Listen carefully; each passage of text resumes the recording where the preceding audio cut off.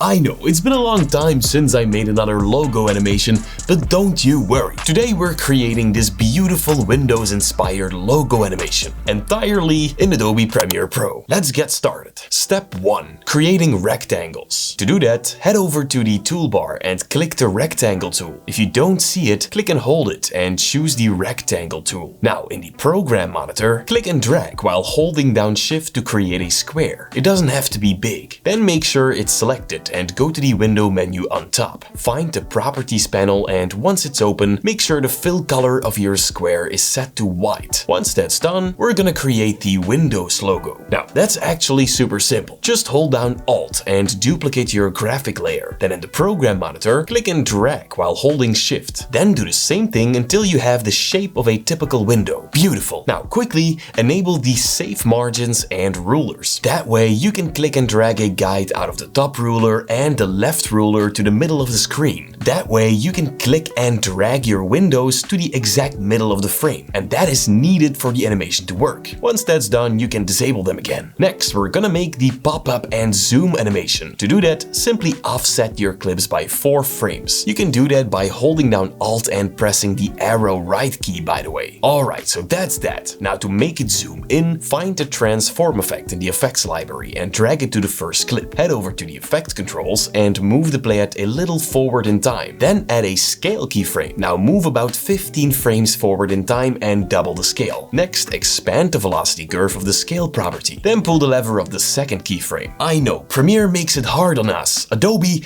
please give us new animation curves. Those are the same ones from 2005. That said, now you have this animation. Now of course, no need to recreate this for the other squares. Just copy the transform effect and head back to the timeline. Then select the other squares and hit Ctrl+V to paste the transform effect. Now of course you still have the offset effect and you can keep it if you'd like it. If you don't like it, all you have to do is move the scale animations of the other clips back in time to match it with the first one. That way they will all zoom in simultaneously. Oh, and before I forget, make sure to set the shutter angle to 180 degrees. That will give you a natural motion blur. Alright, now let's use some 3D magic and turn it into a Premiere logo. But first I want to tell you the reason why I can make so many videos for all my channels. That's actually thanks to Storyblocks. This is the Premiere Pro Storyblocks plugin. You just click the download button and boom, your stock video will be downloaded and you can drag it in your timeline. No need to leave Premiere. On Storyblocks, you'll get unlimited downloads of diverse and high quality media for one predictable subscription cost. Everything you need in one place. 4K and HD footage, templates, music and sound effects. You can choose a monthly or annual plan. No hidden fees. Storyblocks,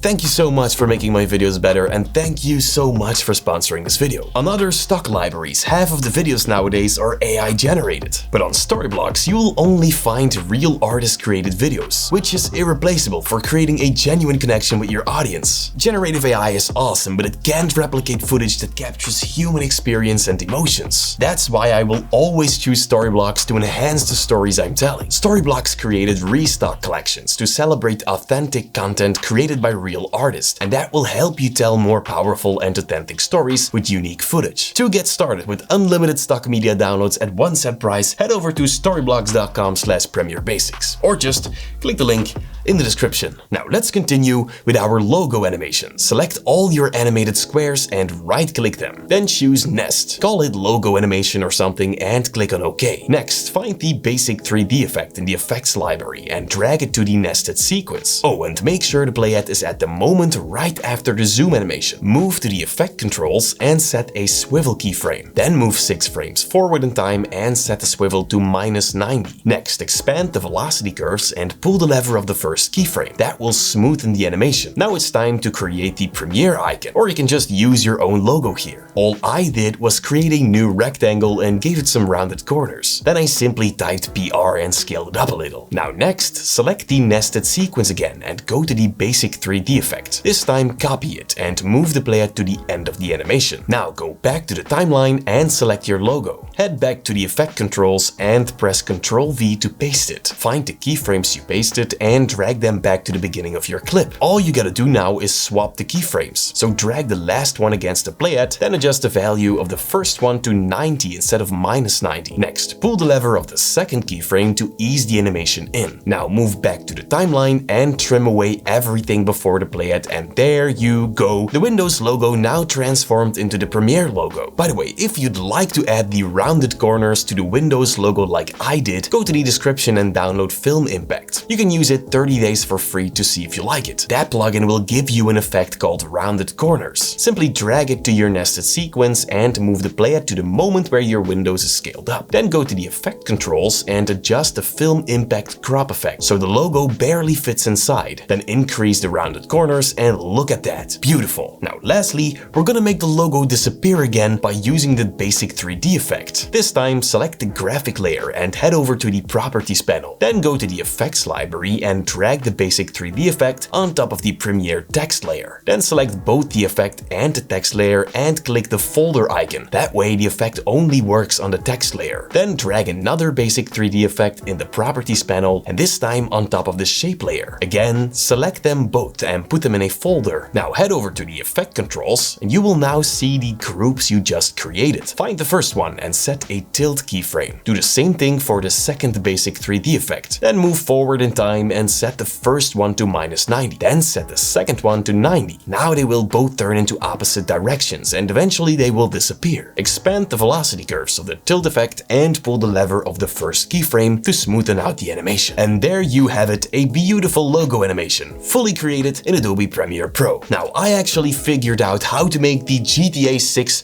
title animation in the next lesson right here on my left. Thank you so much for watching.